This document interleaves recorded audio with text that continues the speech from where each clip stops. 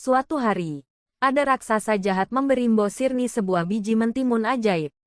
Bila ditanam, dari sebuah mentimun akan muncul seorang anak yang kelak harus diserahkan pada raksasa setelah umur 6 tahun untuk dimakannya.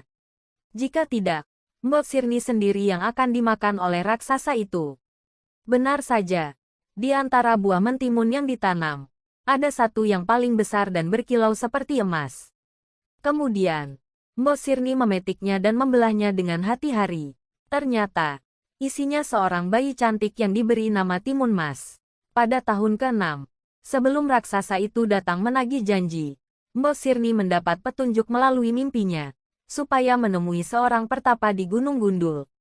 Esoknya, Mbok Sirni menemui pertapa itu yang memberinya 4 buah bungkusan kecil yang berisi biji mentimun, jarum, garam, serta terasi yang harus ditaburkan oleh Timun Mas ke arah raksasa apabila mengejarnya.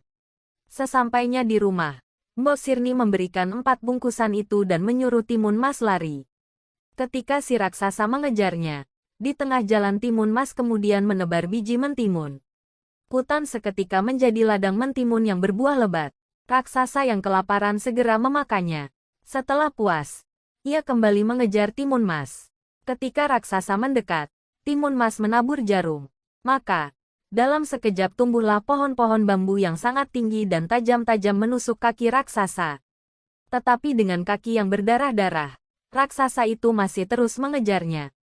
Timun Mas pun membuka ketika bungkusan ketiga berisi garam dan ditaburkan ke belakang.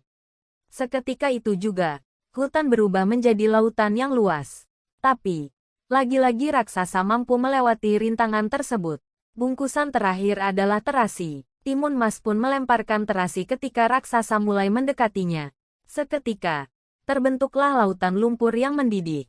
Kali ini raksasa tidak dapat melewatinya. Raksasa itu terbenam dan mati di lautan lumpur. Demikianlah Timun Mas selamat dari kejaran raksasa. Akhirnya, Timun Mas dan Mbok Sirni kembali bertemu dan hidup bersama dengan penuh bahagia.